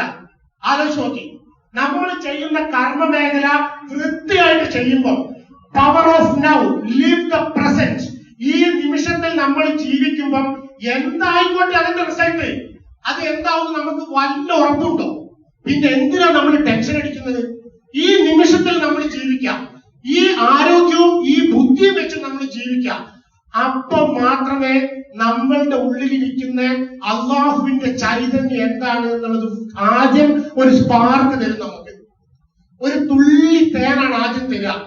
അത് കിട്ടിയവൻ ആ തേൻകുടത്തിലേക്ക് ഊളിയിട്ട് ചാടാനുള്ള ശ്രമമാണ്. പിന്നെ ഈ ലോകത്തിൽ ഒരാൾക്കും നമ്മൾ ശത്രുക്കളാവില്ല, ആരോടും നമുക്ക് പകയുണ്ടാവില്ല, ദുഷിപ്പ് പറയില്ല, പ്രകടിപ്പിക്കില്ല. എന്റെ കുട്ടി എന്റെ അയൽവാസിയുടെ കുട്ടിയും ഒരേ മത്സരത്തിന് പങ്കെടുക്കുമ്പോൾ എന്റെ കുട്ടി തോൽക്കുകയും എന്റെ അയൽവാസിയുടെ കുട്ടി ജയിക്കുകയും ചെയ്യുമ്പോൾ ആ കുട്ടി കാക്കേ എന്ന് പറഞ്ഞ് എന്റെ അടുത്ത് വരുമ്പം അതിനെ കെട്ടിപ്പിടിച്ച് കൺഗ്രാറ്റുലേഷൻസ് മോനെ എന്ന് പറയാൻ നമുക്ക് പറ്റുന്നുണ്ടെങ്കിൽ അത് ദൈവമാണെന്ന് മനസ്സിലായിക്കോളി. അങ്ങനെ നമ്മൾ എത്ര പേർക്ക് പറ്റും? പറ്റാത്തത് നമ്മുടെ തെറ്റല്ല, ശ്രമിക്കാതെ പറ്റാതെ ഇരിക്കുന്നത് തെറ്റാണ്. അത് മാത്രം നമ്മൾ മനസ്സിലാക്കിയാൽ മതി. നമ്മളെ പ്രാർത്ഥനയില്ലേ, രക്ഷിതാവെ കാക്കണേ എന്ന്, അങ്ങയുടെ കീഴിൽ എന്നും നിലനിർത്തി തരണമെന്ന്. ആ പ്രാർത്ഥന, അതിന്റെ ആഴം നമ്മുടെ മക്കളുമായിട്ട് പറ്റുമ്പോഴെല്ലാം ഡിസ്കസ് ചെയ്ത് നോക്കി. മക്കളുടെ ജീവിതം കണ്ട് നമുക്ക് സന്തോഷിക്കാൻ പറ്റും. നമുക്ക് ഏറ്റവും വേദന, മക്കളോട് സ്നേഹമുള്ള മാതാപിതാക്കളുടെ ഏറ്റവും വലിയ വേദന എന്താണെന്നറിയോ? മക്കളുടെ ജീവിതത്തിൽ പ്രശ്നം വരുമ്പോൾ നമുക്ക് സഹിക്കാൻ പറ്റില്ല. നമ്മൾ ചെയ്യുന്ന കർമ്മത്തിന്റെ ഫലം നമ്മുടെ മക്കൾക്ക് കിട്ടുക. ആലോചിച്ച്, നമ്മളുടെ മക്കളെ നമ്മളെ ഗുരു കെട്ടിപ്പിടിക്കുമ്പോൾ, അവരോട് കാര്യങ്ങൾ അന്വേഷിക്കുമ്പോൾ ഒരു തണുപ്പ് വന്ന് ഹൃദയത്തിൽ നിറയുന്നുണ്ടെങ്കിൽ അതിനും വലിയൊരു അനുഗ്രഹം എന്താണ്? നമ്മളുടെ മക്കളുടെ കാര്യം അന്വേഷിക്കുമ്പോൾ അതിനും വലിയൊരു അനുഗ്രഹം എന്തായി ഭൂമിയിലുള്ളത്? ഇത്രയ്ക്കൊക്കെ നമുക്ക് കിട്ടിയിട്ടും ഇനിയും നമ്മൾ ഈ തിരിച്ചറിവിലേക്ക് മാറാൻ നമുക്ക് പറ്റിയിട്ടില്ലെങ്കിൽ എന്തിനാണ് ഈ ജീവിതം എന്ന് നമ്മൾ ചിന്തിക്കണം. ആലോചിച്ച് നോക്കി. പ്രഷ്യസ് ആണ് മനുഷ്യ ജീവിതം എന്ന് പറയുന്നത്, അമൂല്യമാണ്. നമ്മൾ വിചാരിക്കുന്നത് പോലെയല്ല, അത്രയ്ക്ക് പ്രഷ്യസ് ആണ് മനുഷ്യ ജീവിതം. ആ ഉള്ള ജീവിതം സ്വാഭാവികമായ പ്രശ്നങ്ങളെ നമ്മൾ നേരിട്ട് മുന്നോട്ട് പോകുമ്പോൾ അവിടെ എപ്പോഴും ഗുരുവിന്റെ ഒരു കൈത്താങ് നമുക്കുണ്ടാവും. എന്ത് പ്രശ്നം വന്നോട്ടെ, ലോകം ഇടിയുന്ന പ്രശ്നമായിക്കോട്ടെ, അവിടെ നമ്മുടെ ഗുരുവിന്റെ ഒരു കൈത്താങ് എപ്പോഴും നമ്മളെ കൂടെ ഉണ്ടാവും. അത്രയേറെ ഇഷ്ടമാണ് അദ്ദേഹത്തിന് നമ്മളെ. അതെങ്ങനെ പറഞ്ഞ് പ്രകടിപ്പിക്കേണ്ടത് എനിക്കറിയില്ല. നമുക്കൊരു പ്രശ്നം വരുമ്പം അദ്ദേഹം അക്ഷരാർത്ഥത്തിൽ കരയാറുണ്ട്. അദ്ദേഹം നിങ്ങൾക്കറിയോ? എന്നിട്ടും ആ ഗുരുവിനെതിരെ ബാക്കിൽ നിന്ന് വിളിച്ചു കാട്ടുകയാണെങ്കിൽ എന്താ വ്യക്തിയൊക്കെ ചെയ്യേണ്ടത്? ആലോചിച്ച് നോക്കി. ഈ പ്രസ്ഥാനം എന്താണെന്ന് വിചാരിച്ചിട്ടാണ് നമ്മളൊക്കെ ഇരിക്കുന്നത്? ഇതെന്താ ആർട്സ് ക്ലബോ, സ്പോർട്സ് ആൻഡ് ആർട്സ് ക്ലബോ? അവരവന്റെ തോന്നാസിന് വേണ്ടി ജീവിക്കാൻ 917 മുതൽ 4 മഹാത്മാക്കളാണ് അവരുടെ ജീവിതം ഉരിഞ്ഞു വെച്ച് കത്തിച്ച് കളഞ്ഞതാണ്. അവരുടെ ആത്മാവിനെ നമുക്ക് വേണ്ടിയിട്ട് അവര്. എന്നിട്ട് ഇതൊന്നും ഓക്കെ, എല്ലാം ആയിക്കോട്ടെ, അവനവൻ എന്തെങ്കിലും വിശ്വാസം കേട്ടിട്ടുണ്ടെങ്കിൽ അത് ഉള്ളിൽ വെച്ചോളി. എന്തിനകത്ത് ബാക്കിയുള്ളവരെ തലേന്ന് കുത്തിക്കേറ്റാൻ നോക്കണേ? ഒരു കൂട്ടര് മനസമാധാനത്തിന് വേണ്ടിയിട്ടും ആത്മീയ മോക്ഷത്തിന് വേണ്ടിയിട്ടും ആനന്ദത്തിന് വേണ്ടിയിട്ടും രാപ്പകലില്ലാതെ അവനവന്റെ ശരീരത്തിനെയും മനസ്സിനെയും ആത്മാവിനെ അടിയറവ് വെക്കുമ്പോ കുറച്ചു കൂട്ടി ഇതിന്റെ ബാക്കിൽ നിന്ന് പിരിക്കാൻ നിൽക്കാം. എന്താ അതിന്റെ ഒരു ബേസിക് എന്താ? ആലോചിച്ച് നോക്കി. ഇത് ഞാൻ പറയുന്നത് ഏതെങ്കിലും ഒരു പർട്ടിക്കുലർ ആൾക്കാരെ അല്ല പറയുന്നത്, അത് മനസ്സിലായിക്കോളെ. കാരണം കുറച്ച് ആൾക്കാർ മോശക്കാരെ, കുറച്ച് ആൾക്കാർ നല്ലവരെ, അങ്ങനെ ഒരു സംഭവമൊന്നുമില്ല. എല്ലാവരും നല്ലവരായിരുന്നെങ്കിൽ ദൈവം നമുക്കൊരു ശരീരം നിന്ന് ഭൂമിയിലേക്ക് വിടേണ്ട കാര്യമില്ലായിരുന്നു. നമ്മളിലൊക്കെ ക്ലെൻസിങ് ചെയ്യാനുള്ള, അതായത് പ്യൂരിഫൈ ചെയ്യാനുള്ള ഒരു ഭാഗമുണ്ട്. ഒരിക്കലും ഗുരു പറഞ്ഞു, 1000 മുഖങ്ങളുള്ള ഒരു വജ്രം പോലെയാണ് ഓരോ മനുഷ്യർ. ഓരോ മനുഷ്യന്റെയും പല പല മുഖങ്ങളിലായിരിക്കും അഴുക്ക് പറ്റിപ്പിടിച്ചിരിക്കുന്നത്. ഓരോരുത്തരും ആ അഴുക്കിനെ കളഞ്ഞാൽ മതി. അതായത് 1000 മുഖങ്ങളുള്ള ഒരു വജ്രമാണ്. അതിന്റെ അഴുക്ക് ഓരോ വ്യക്തിയും ഓരോ വജ്രമാണ്, ഓരോ രത്നമാണ്. രത്നത്തെയാണ് ഓരോ മനുഷ്യരെയും ആ ഗുരു നിർമ്മിച്ചിരിക്കുന്നത്. അതിന്റെ ഓരോ സൈഡിലായിരിക്കും ഓരോ ക്യാരക്ടർ ഫാൾട്ടുകൾ, ഓരോ നമ്മൾ ഈ പറയുന്ന അസൂയ, പരദൂഷണം, അഹമ്പ്, ദുഷിപ്പ് എന്നൊക്കെ നമ്മൾ പറയാറില്ലേ, അത് ആ വജ്രത്തിന്റെ ഓരോരോ വശങ്ങളിലായിരിക്കും. അവനവന് മാത്രമേ അറിയൂ എന്റെ രക്തത്തിന്റെ ഏത് വശത്താണ് ആ അഴുക്ക് പിടിച്ചിരിക്കുന്നതെന്ന്. അത് നമ്മൾ തുടച്ചു കളയുമ്പോഴാണ് ആ വജ്രം വെട്ടിത്തിളങ്ങുള്ളൂ. അതേസമയം ഈ വജ്രത്തിന്റെ ബാക്കിയുള്ള സൈഡിലും കൂടെ ചളിയിൽ മുക്കിയാലോ, അതാണ് ഇന്ന് പലപ്പോഴും നമ്മുടെ ഭാഗത്ത് നിന്ന് വരുന്നത്. ആ വജ്രത്തിന് തിളങ്ങാൻ നമ്മൾ അനുവദിക്കുന്നില്ല. എന്നിട്ട് പറയാണ്, എനിക്ക് ആത്മീയപരമായിട്ട് ഇതിൽ നിന്നും ഇതുവരെ ഒന്നും കിട്ടിയിട്ടില്ല എന്ന്. അറ്റ്ലീസ്റ്റ് ഗുരു നമുക്ക് തരുന്ന ശുദ്ധമായ വെള്ളം കൊണ്ട് ആ രക്തത്തിനെ കഴുകാനെങ്കിലും നമ്മൾ ശ്രമിക്കണ്ടേ? ആ വെള്ളം മാറ്റി വെച്ചിട്ട് ആ വജ്രമായിട്ട് നടക്കുന്നതും പോരാ, ആ വജ്രത്തിന് കൂടുതൽ ചളിക്കുണ്ടിലേക്ക് നമ്മൾ താഴ്ത്തുക ചെയ്യുന്നത്. അപ്പൊ നമുക്ക് ആ വജ്രത്തിന്റെ തിളക്കത്തിനെ നമുക്ക് എങ്ങനെ തിരിച്ചറിയാൻ പറ്റും? ആലോചിച്ച് നോക്കി. ഏറ്റവും നല്ലൊരു ഉദാഹരണമായിട്ട് എനിക്ക് തോന്നിയത് കൊണ്ടാണ് ഞാൻ ഈ അനുഭവം ഇവിടെ പറയുന്നത്. നമ്മുടെ കർമ്മ മേഖല സുന്ദരമായി ചെയ്തു പോകുമ്പോൾ അവിടെ നമുക്ക് അറിയാൻ പറ്റും ഈ മനസമാധാനം എന്താണെന്നുള്ളത്. നമ്മളത് ഇപ്പം ഈ വജ്രത്തിന്റെ കാര്യം പറയുമ്പോൾ അതിൽ വേറെ സംഗതി കൂടെ ഉണ്ട്. ആ വജ്രത്തിന്റെ തിളക്കം പുറത്തുനിന്ന് വന്നതാണോ? അല്ല. എന്തെങ്കിലും ഒരു മെറ്റീരിയൽ ഉപയോഗിച്ചിട്ടാണോ ആ വജ്രം തിളങ്ങിയത്? അല്ല. ആ വജ്രത്തിൽ പിടിച്ചിരിക്കുന്ന ഉള്ള അഴുക്ക് കളഞ്ഞപ്പോഴാണ് വജ്രം തിളങ്ങിയത്. അതാണ് അനിസ്ലാമി. അതിനെയാണ് അദ്വൈതം എന്ന് പറയുന്നത്. ഗുരു നമ്മളോട് പറഞ്ഞിട്ടുണ്ട് തത്വമസി എന്ന്. അതായത് നിങ്ങളുടെ രക്തത്തിൽ, നിങ്ങളുടെ കണ്ഠനാളത്തെക്കാൾ അടുത്താണ് ആ പ്രഭ ഇരിക്കുന്നത് എന്ന് പറഞ്ഞിട്ടുണ്ട്. അല്ലാതെ പുറത്തുനിന്ന് കൊണ്ടുവരുന്നതല്ല. അത് നമ്മൾ കഴുകി വൃത്തിയാക്കുമ്പം നമ്മുടെ അഹം തെളിയും. ആ അഴുക്കാണ് ഈ പറയുന്ന അഹംഭാവം അല്ലെങ്കിൽ അഹങ്കാരം. ഗുരു നമ്മളോട് അത് നീ ആണ് എന്ന് പറഞ്ഞിട്ടുണ്ടെങ്കിൽ ഇനി അതാണ് എന്നുള്ളത് അത് തെളിയിച്ചെടുക്കേണ്ടത് നമ്മുടെ ഓരോരുത്തരുടെ ഉത്തരവാദിത്തമാണ്. അതല്ലാതെ അതും ഗുരു ചെയ്തു തരണം എന്ന് പറയുന്നതല്ല ശരി. അങ്ങനെ ചെയ്യായിരുന്നെങ്കിൽ ആത്മാവിന് ജനിക്കുന്നതിന് മുമ്പേ മഹാത്മാക്കൾക്ക് മോക്ഷം കൊടുക്കാൻ പോരായിരുന്നോ? എന്തിനാ അവർ ഭൂമിയിലേക്ക് നമ്മളെ അയച്ചത്? ഇത് നമ്മൾ തിരിച്ചറിയണം. എന്താണ് നമ്മുടെ മിസ്റ്റേക്ക് എന്നുള്ളത് നമ്മൾ കൃത്യമായിട്ട് ഇനിയെങ്കിലും നമ്മൾ തിരിച്ചറിഞ്ഞിട്ടില്ലെങ്കിൽ പിന്നെ നമുക്ക് എന്താ ചെയ്യാൻ പറ്റുക? ഈ മനസമാധാനത്തിന്റെ വേറൊരു പ്രത്യേകത ഉണ്ട്. ഇപ്പൊ നമ്മൾ കണ്ണടച്ച് പ്രാർത്ഥിക്കാനിരിക്കാന്ന് വിചാരിച്ചോളൂ, നമ്മൾ ധ്യാനിക്കാനിരിക്കാന്ന് വിചാരിച്ചോളൂ. ഇതിരിക്കുന്ന സമയം നമ്മളുടെ ഉള്ളിൽ നമ്മൾക്ക് വേണ്ടാത്ത ഒരുപാട് ചിന്തകൾ കടന്നു വരും. ഒരുപാട് ചിന്തകൾ കടന്നു വരും. നമ്മൾ നല്ലത് ചെയ്തു വെച്ചിട്ടുണ്ടെങ്കിൽ ഈ പ്രാർത്ഥിക്കുമ്പോഴോ നമസ്കരിക്കുമ്പോഴോ ധ്യാനിക്കുമ്പോഴോ ഈ നല്ല ചിന്തകളാണ് വരുന്നതെങ്കിൽ ആ പ്രാർത്ഥനയിലും ധ്യാനത്തിലും നമസ്കാരത്തിലും കൂടുതൽ ഫോക്കസ് കിട്ടും. ഇതൊരു സയൻസാണ്. അതേസമയം നമ്മൾ ഈ ദുഷിപ്പാണ് നമ്മൾ ആ ഡേയോ അതിന്റെ മുൻപത്തെ ദിവസങ്ങളോ നമ്മൾ ചെയ്തിരുന്നെങ്കിൽ നമ്മൾ ചെയ്ത ദുഷിപ്പാ കയറി വരിക. അപ്പൊ നമുക്ക് ധ്യാനത്തിൽ ഇരിക്കുമ്പോൾ കണ്ണുകൾ അടച്ചാൽ നമ്മൾ പ്രാർത്ഥിക്കാനിരിക്കുമ്പോൾ നമുക്ക് ഫോക്കസ് കിട്ടില്ല. അതൊരു അത്ഭുതമാണ്. നല്ല പ്രവൃത്തികൾ നമ്മൾ ചെയ്യുമ്പം അതിൽ നിന്ന് ഊറി വരുന്ന മനസമാധാനം, നമ്മളിപ്പോ ഒരു വ്യക്തിയോട് ചിരിക്കുമ്പോൾ അവര് തിരിച്ച് നമ്മളോട് ചിരിച്ചിട്ടുണ്ടെങ്കിൽ ഈ ധ്യാനത്തിൽ ഇരിക്കുമ്പോഴോ പ്രാർത്ഥിക്കുമ്പോഴോ നമസ്കരിക്കുമ്പോഴോ ആ ചിരി മതിയാവും. ദൈവം എന്താണെന്നുള്ളത് ആ സെക്കൻഡിൽ നമുക്ക് അറിയാൻ പറ്റും, ശരിക്കും അറിയാൻ പറ്റും. അതേസമയം നമ്മൾ മറ്റവന് പാര വെച്ചതും ഞാൻ ചെയ്തു പോയ കാര്യം ആരെങ്കിലും അറിയോ എന്ന് വിചാരിച്ച് ടെൻഷൻ അടിക്കുന്നതുമാണ് ഈ ധ്യാനിക്കുമ്പോഴും പ്രാർത്ഥിക്കുന്നതും വരുന്നതെങ്കിൽ ഈ ധ്യാനവും പ്രാർത്ഥനയും നമസ്കാരം വെറും ശരീരത്തിന്റെ ആക്ടിവിറ്റി മാത്രമായി പോകും. നമ്മള് അസൂയ ഇല്ലാതാവാനും അഹംഭാവം ഇല്ലാതിരിക്കാനും ദുഷിപ്പ് പറയാതിരിക്കാനും അതിനു വേണ്ടി നമ്മൾ പ്രവർത്തിക്കല്ല വേണ്ടത്. നമ്മൾ എന്താണോ അതായിരുന്നു നമ്മൾ പ്രവർത്തിക്കുമ്പം ദൈവം വരദാനമായിട്ട് നമുക്ക് തരുന്ന ഗിഫ്റ്റാണ് മനസമാധാനം. നമ്മൾ മനസമാധാനത്തിന് വേണ്ടി പ്രവർത്തിക്കല്ല വേണ്ടത്. Do your duty, that is your beauty. നമ്മൾ പറഞ്ഞിട്ടില്ലേ, സമുദ്രത്തിലെ ജലം മുഴുവൻ മഷിയാക്കിയാലും മരങ്ങൾ പേനയാക്കി എഴുതിയാലും അള്ളാഹുവിനെ കുറിച്ച് എഴുതിയാൽ അത് മതിയാവില്ല എന്ന് പറഞ്ഞിട്ട്, അതുപോലെ ഈ കാലഘട്ടത്തിലേക്ക് നമുക്ക് തന്ന ഏറ്റവും വലിയ ഫോർമുല ഒരു ആയത്താണ് do your duty, that is your beauty എന്ന് പറയുന്നത്. പഠിക്കുന്ന മക്കളാണെങ്കിൽ പഠിക്കാം, ജോലി ചെയ്യുന്നവരാണെങ്കിൽ ജോലി ചെയ്യാം, ബിസിനസ് ചെയ്യുന്നവരാണെങ്കിൽ ബിസിനസ് ചെയ്യാം. അവരുടെ കർമ്മ മേഖലയിൽ പൂർണ്ണമായി ഡെഡിക്കേറ്റ് ചെയ്ത് ചെയ്യുമ്പം അതിൽ നിന്ന് ഊറി വരുന്ന സന്തോഷമാണ് ആനന്ദം. ആ മനസമാധാനം നമുക്ക് വെറുതെ കിട്ടില്ല. അതുകൊണ്ടാണ് മനസമാധാനത്തിന് വരദാനം എന്ന് പറഞ്ഞത്. മനസമാധാനത്തിന് വേണ്ടി നമ്മൾ പ്രവർത്തിക്കുമ്പം മനസമാധാനം കിട്ടോ ഇല്ലേ എന്നുള്ള ടെൻഷൻ വരെ മനസമാധാനത്തിൽ നിന്ന് നമ്മൾ അകറ്റും.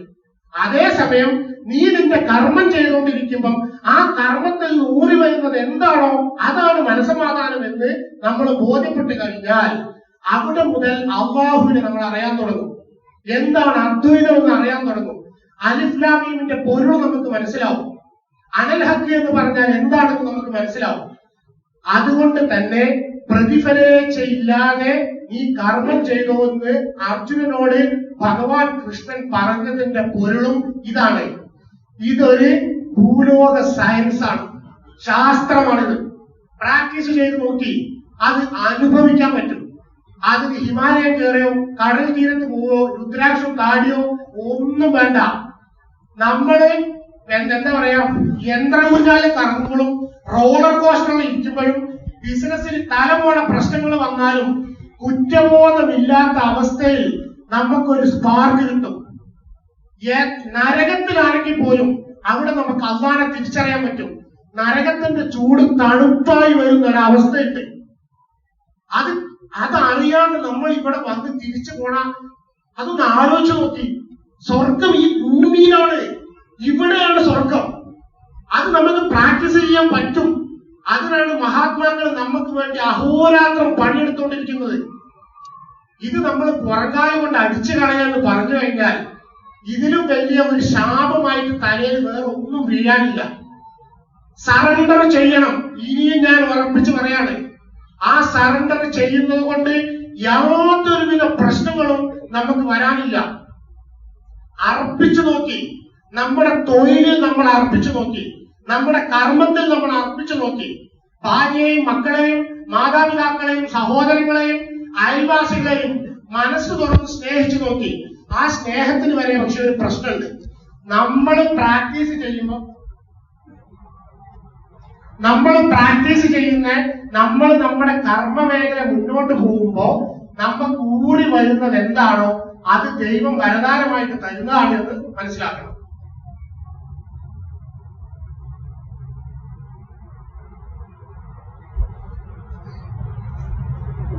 അതല്ലാതെ നമ്മള് മറ്റുള്ളവന്റെ ജീവിതവുമായിട്ട് നമ്മൾ നിരന്തരം താരതമ്യം ചെയ്യുകയും എനിക്ക് വലിയത് കിട്ടി ചെറിയത് കിട്ടി എന്ന് പറയുകയും ചെയ്യുമ്പോ ഞാൻ ആരാണ് എന്നുള്ള തിരിച്ചറിവിലേക്ക് നമുക്ക് പോവാൻ പറ്റാതെയായി പോകും. ഞാൻ ആരാണെന്ന് തിരിച്ചറിയണ്ടേ, നമുക്കിത് അറിയണ്ടേ, ഇതിന്റെ അകത്തും ഇതിന്റെ ഉള്ളിലിരിക്കുന്ന എന്താണെന്ന് അറിയണ്ടേ, ഈ വൈവിധ്യത്തിന്റെ കാരണം എന്താണെന്ന് അറിയണ്ടേ, ഈ പ്രപഞ്ചത്തിന്റെ രഹസ്യം അറിയണ്ടേ, ഈ സൃഷ്ടിപ്പിന്റെ രഹസ്യം അറിയണ്ടേ. അതറിഞ്ഞവർ, അതിലേക്ക് അടുക്കുന്നവർ ഇന്ന് നമ്മുടെ ഈ കൂട്ടത്തിലുണ്ട്. അത് നമ്മൾക്ക് കാണാൻ പറ്റുന്നുണ്ടോ? അതെന്താ പറ്റാത്തത്? അവരുടെ വേവ് ലെങ്ത്തിലേക്ക് നമുക്ക് അടുക്കാൻ പറ്റുന്നില്ല. കുരിശിലേക്ക് ചെലുത്താൻ അടുക്കാൻ പറ്റില്ല എന്ന് പറഞ്ഞിട്ടില്ലേ? അതിന്റെയൊക്കെ പിന്നിലുള്ള രഹസ്യത. നമ്മളുടെ മനസ്സിൽ കളങ്കമുണ്ടെങ്കിൽ അദ്ദേഹത്തോട് അടുക്കാൻ, അദ്ദേഹത്തിന്റെ നിഷ്കളങ്കന്മാരായ ദാസന്മാരോട് അടുക്കാൻ പോലും നമ്മൾക്ക് കഴിയില്ല. നമ്മൾക്കൊരു അകൽച്ച വരും, റിപ്പൾഷൻ വരും, ചേമ്പിന്റെ മേൽ വെള്ളം ഒഴിച്ച പോലെ ഉണ്ടാവും. നമുക്ക് അതിൽ ഒട്ടാൻ കഴിയില്ല. കാരണം മനസ്സിൽ കളങ്കമില്ലാത്ത ഒരവസ്ഥയിൽ മാത്രമേ അവിടുമായിട്ട് നമുക്ക് ചേരാൻ പറ്റുള്ളൂ. അതെപ്പോഴും ആലോചിച്ചോളൂ. അവിടെയായിട്ട് ആ ഒട്ടിച്ചേരൽ നടക്കണമെങ്കിൽ, ആ സംഗമം നടക്കണമെങ്കിൽ അതിവിടെ നമ്മൾ സമർപ്പിക്കണം. അതല്ലെങ്കിൽ ഒരേ കാര്യം കേൾക്കുമ്പം നിഷ്കളങ്കനായ ദാസനെ അത് സത്യമായിട്ടും അല്ലാത്തവന് അത് അസത്യമായിട്ടും ഇതിലെന്തൊക്കെ ഒരു കാര്യമുള്ളൂ എന്ന് തോന്നും. അത് അതിന്റെ ഒരു പ്രത്യേകതയാണ്. ഒരേ വാക്കിന് അവനവന്റെ മനസ്സിന്റെ പാകമനുസരിച്ച് 1000 വ്യാഖ്യാനങ്ങൾ കൊടുക്കും മനുഷ്യൻ ഒരേ വാക്കിന്. അത് ഗുരുവിന്റെ വ്യാഖ്യാനമായി നമുക്ക് അറിയാൻ പറ്റുന്നത് അവിടെ സമർപ്പിക്കുമ്പോൾ മാത്രമാണ്. അതിന് ഇനി നമ്മൾ ചെയ്യേണ്ട എന്താന്ന് വെച്ച് കഴിഞ്ഞാൽ, നമ്മളെ പ്രസ്ഥാനത്തിന് ഇനി സ്നേഹിച്ചു തുടങ്ങണം. ഈ പ്രസ്ഥാനത്തിൽ ഓരോ മനുഷ്യരെയും സ്നേഹിക്കണം. നമ്മുടെ ജീവിതം ഈ പ്രസ്ഥാനത്തിന് വേണ്ടി മാറ്റിവെക്കണം. ഈ പ്രസ്ഥാനം എന്ന് പറയുമ്പോൾ എന്താ? ഈ സംഘടനയല്ല. ഈ പ്രസ്ഥാനം എന്താ നമ്മളെ പഠിപ്പിക്കുന്നത്? സത്യവും ധർമ്മവും. സത്യത്തിനും ധർമ്മത്തിനും നമ്മൾ അടിയറവ് വെച്ചാൽ ഈ പ്രസ്ഥാനത്തിന് അടിയറവ് വെച്ച പോലെയായി. ഈ പ്രസ്ഥാനത്തിന് അടിയറവ് വെച്ചാൽ ഈ പ്രസ്ഥാനത്തിന്റെ കാലഘട്ടത്തിന്റെ ഗുരുവിന് അടിയറവ് വെച്ച പോലെയായി. കാലഘട്ടത്തിന്റെ ഗുരുവിന് അടിയറവ് വെച്ചാൽ സത്യത്തിലും ധർമ്മവും നമുക്ക് ഉപദേശിച്ചു തന്നെ പ്രപഞ്ചത്തിന്റെ ആരംഭത്തിലുള്ള ആദ്യ ഗുരു മുതൽ ഇന്ന് ഈ ഗുരു വരെ അടിയറവ് വെച്ചതുപോലെയായി. ആലോചിച്ച് നോക്കി, ഇതൊരു സുവർണ അവസരമല്ലേ? വേറെ എന്തിന് നമുക്കത് കിട്ടും?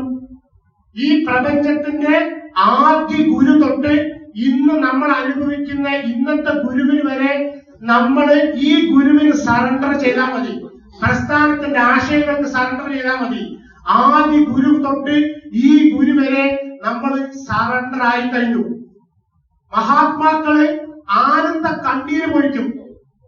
നമ്മുടെ നന്മ കണ്ട്, നമ്മൾ ചെയ്യുന്ന നമ്മുടെ ആനന്ദം കണ്ട് അവർ ഒരു തുള്ളി കണ്ണീര് ഭൂമിയിൽ വീണാൽ പിന്നെ മോക്ഷായി.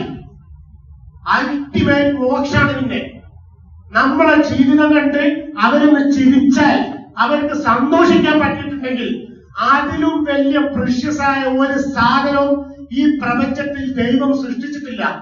അത് മനസ്സിലായിക്കോളി. അത്രയ്ക്ക് വാല്യബിൾ ആണത്. മഹാത്മാക്കൾ നമ്മളെ ഓർത്ത് ആനന്ദ കണ്ണീര് പൊഴിച്ചു കഴിഞ്ഞാൽ പിന്നെ അതിന്റെ അപ്പുറത്തേക്ക് ഒന്നുമില്ല. അത് മതി. പട്ടിണിയിലും അള്ളാഹുവിനെ അറിയാൻ പറ്റും. ഏത് വിപരീത സാഹചര്യത്തിൽ നമുക്ക് അല്ലാതെ അറിയാൻ പറ്റും. ഞാൻ പറഞ്ഞതുപോലെ നിങ്ങൾ നടന്നാൽ നിങ്ങൾക്ക് എന്തെങ്കിലും ഒരു പ്രശ്നം അതുകൊണ്ട് വന്നിട്ടുണ്ടെങ്കിൽ അതിന്റെ അവസാനം വരെ ഞാൻ ഉണ്ടാകുന്ന അദ്ദേഹം പറഞ്ഞിട്ടില്ലേ, പ്രശ്നം വരൂല, അത് വേറെ കാര്യം. അങ്ങനെ പോലും അദ്ദേഹം നമ്മളോട് പറഞ്ഞതിന്റെ കാരണം ഇതാണ് അതിന്റെ ബേസിക് പ്രിൻസിപ്പിൾ. അദ്ദേഹത്തിന്റെ സപ്പോർട്ട് നമ്മുടെ കർമ്മ മേഖലകളിൽ ഉണ്ടെങ്കിൽ അവിടെ കറാമത്തുകൾ കാണാൻ പറ്റും. നമുക്ക് നമ്മള് പേഴ്സണലായിട്ട് ഞാൻ പറയാം, കസ്റ്റമറുമായിട്ടും പല പല കാര്യങ്ങളാണ്. അത് എങ്ങനെയാണത് വരുന്നത് എന്നുള്ളത് അതറിയില്ല. ഒരിക്കലും നടക്കില്ല എന്ന് തോന്നുന്ന എന്ന് കരുതി ഇത് നടക്കാനാണ് ഗുരുവിനെ സമർപ്പിക്കുന്നത് എന്ന് ആരും ചിന്തിക്കുകയും ചെയ്യരുത്. അത് വിപരീത ഫലം ചെയ്യാം. പക്ഷേ ഈ മനസമാധാനം എന്ന് പറയുന്നത് നമ്മുടെ കർമ്മത്തിന്റെ ഫലമായിരിക്കണം. മനസമാധാനത്തിന് വേണ്ടിയിട്ട് കർമ്മം ചെയ്യരുത്.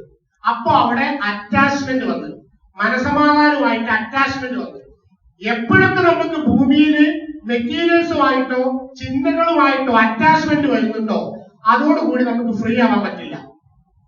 ഉള്ളതിനെ ഒഴിവാക്കുക, അപ്പോഴാണ് നമുക്ക് ആനന്ദം അറിയാൻ പറ്റുക. നമ്മൾക്ക് കിട്ടുന്ന ക്ലാസ്സുകളിലെ അറിവൊക്കെ നമ്മൾ യൂസ് ചെയ്യേണ്ടത് നമ്മളുടെ ഉള്ളിലുള്ള അഹത്തെ ഒഴിവാക്കാനാണ്. ഒഴിഞ്ഞ അഹത്തിലാണ്. ഒരു ഡയലോഗില്ലേ, പൊള്ളുന്ന ആലയിലാണ് ആ ദിവ്യശക്തിക്ക് ഉരുകി ഒലിച്ചിറങ്ങി നിറയാൻ പറ്റുള്ളൂ എന്ന്. അതുപോലെയല്ല, എക്സാക്ട് ഡയലോഗ് അല്ല. പൊള്ളുന്ന ആല എന്ന് പറഞ്ഞാൽ എന്താ? ഈ ദുരിതം അനുഭവിക്കുന്ന മനുഷ്യന്റെ മനസ്സാണ് ആ പൊള്ളുന്ന ആല. ദുരിതങ്ങൾ വന്നോട്ടെ, സ്വാഭാവികമായി വരുന്ന ദുരിതങ്ങളോ പ്രശ്നങ്ങളോ വന്നോട്ടെ, അതിനെ നേരിടാനുള്ള ശക്തി സൃഷ്ടിപ്പിൽ തന്നെ ദൈവം നമുക്ക് തന്നിട്ടുണ്ട്. അവിടെ നമ്മൾ വെള്ളം ചേർക്കുമ്പോഴാണ് പുതിയ പ്രശ്നങ്ങൾ നമ്മളായിട്ട് ക്രിയേറ്റ് ചെയ്യുന്നത്. നമ്മളായിട്ട് ക്രിയേറ്റ് ചെയ്യുന്ന പ്രശ്നങ്ങളെ നേരിടാനുള്ള ആംബിയർ മനുഷ്യകുലത്തിനില്ല. അതുകൊണ്ടാണ് നമ്മൾ ഡിപ്രഷനിലേക്കും പ്രഷറിലേക്കും ഒക്കെ പോയി ലഹരിക്ക് അടിമപ്പെടുന്നത്. കാരണം എന്താ? എപ്പോഴും ഒരു അബോധാവസ്ഥയിൽ നടന്നാൽ മതി.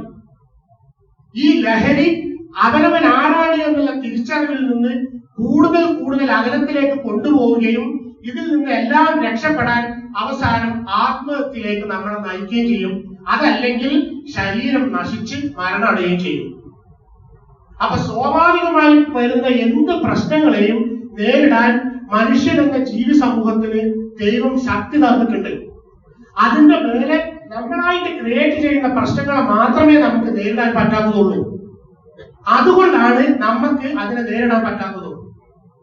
അപ്പം ഇത്തരം കാര്യങ്ങളൊക്കെ സംസാരിക്കുമ്പോൾ ഇനി ചിലർക്ക് തോന്നുന്നതാണ്, ഇപ്പം കേട്ടു തുടങ്ങിയ വാക്കാണ് 2K കിഡ്സ് തന്തവൈബ്. എന്താ ഈ തന്തവൈബ് എന്ന് പറഞ്ഞാൽ? ഈ 2K കിഡ്സ് എന്ന് പറഞ്ഞാൽ എന്താ ഈ തന്ത വൈബ്, യൂത്ത് വൈബ് എന്നൊക്കെ പറഞ്ഞാൽ എന്താ? ഞാൻ കഴിഞ്ഞ ദിവസം വൈബ് എന്നുള്ള എനിക്കിതിന്റെ അർത്ഥം അറിയില്ലേ. വൈബ് എന്ന് ഞാൻ നോക്കിയപ്പം മനോനില എന്നതിന്റെ അർത്ഥം, മനോഭാവം, മനോനില എന്നൊക്കെ വൈബ് എന്നുള്ളതിന്റെ അർത്ഥം. അപ്പൊ തന്ത എന്ന് പറഞ്ഞാൽ എന്താ? കുറച്ച് പ്രായമുള്ള ഒരാള്, പുരുഷനായ അല്ലെങ്കിൽ തള്ള വൈബ്. അതായത് കുറച്ച് പ്രായമുള്ള സ്ത്രീ ആണെങ്കിലും പുരുഷനാണെങ്കിലും ഇതേപോലുള്ള കാര്യങ്ങളൊക്കെ മക്കളുമായിട്ട് ഷെയർ ചെയ്യുമ്പം ചിലർക്കൊക്കെ തോന്നും ഇത്, അതല്ലെങ്കിൽ അവർക്ക് നല്ല പ്രായമുള്ളവർക്ക് ചിലർക്കൊക്കെ തോന്നുന്നുണ്ട് ഈ കമ്മിറ്റിയും ഇതിന്റെ ആശയങ്ങളൊക്കെ തന്തവൈബാണ്. അപ്പം ഈ തന്തമാർക്കുള്ള പ്രത്യേകത എന്താ? അവർ പക്വത ഉള്ളവരായിരിക്കും, പാകപ്പെട്ടവരായിരിക്കും. അപ്പൊ തന്തവൈബ് എന്നുള്ളതിന്റെ ശരിക്കുള്ള അർത്ഥം എന്താ? പാകപ്പെട്ട മനോഭാവമുള്ളവർ. അതാണ് തന്തവൈബ്. അത് തന്നെയാണ് ഗുരു നമ്മളെ പഠിപ്പിക്കുന്നത്. ആരെങ്കിലും നിങ്ങൾ തന്തവൈബാണെന്ന് പറഞ്ഞു കഴിഞ്ഞാൽ അപ്പൊ നിങ്ങൾ മനസ്സിലാക്കണം, ഞാൻ എന്റെ ഗുരുവിന്റെ ശിഷ്യനാണ്. അതല്ലാതെ മക്കളുടെ മുമ്പിൽ ഇനി മേൽ ആരെങ്കിലും ചെറുതായി പോയിട്ടുണ്ടെങ്കിൽ നിങ്ങൾക്ക് നിങ്ങളെ ഗുരുവിനെ വിശ്വാസമില്ലാതെ അതിന്റെ അർത്ഥം. തന്തവൈബാണെന്ന് ആര് ശരിക്ക് ഈ പറഞ്ഞ തന്തവൈബന്മാര് ആരാന്നറിയും? കാലഘട്ടത്തിന് അനുസൃതമായി മനുഷ്യന്റെ മനസ്സിനെ മനസ്സിലാക്കാൻ കഴിയാതെ ലഹരിക്ക് അടിമപ്പെട്ട് തോന്നിയമായിട്ട് വസ്ത്രധാരണവും മുടി ചോപ്പിച്ചു നടന്ന് ലേസർ മ്യൂസിക്കിന് ഡാൻസ് കളിച്ച് തോന്യാസം കളിക്കുന്നവരാണ് യഥാർത്ഥത്തിൽ തന്തവൈബ്. അതിന്റെ കാരണം എന്താണെന്നറിയോ? അവർക്ക് ഇന്നും കാലഘട്ടത്തിനനുസരിച്ചിട്ട് മാറാൻ പറ്റിയിട്ടില്ല. കാലഘട്ടത്തിനനുസരിച്ചിട്ട് മാറാൻ പറ്റാത്ത ആത്മാക്കളാണ് തന്തവൈബിന് ഉടമയായ ശരീരങ്ങൾക്ക് അടിമകൾ. ഇനിയെങ്കിലും അത് മനസ്സിലായിട്ടുള്ളൂ. ആരെങ്കിലും തന്തവൈബ് എന്ന് പറഞ്ഞാൽ അപ്പം മനസ്സിലാക്കണം, കഴിച്ചിലായി. ഞാൻ എന്റെ ഗുരുവിൽ വിശ്വസിക്കുന്നവരാണ്. കാരണം എന്താ?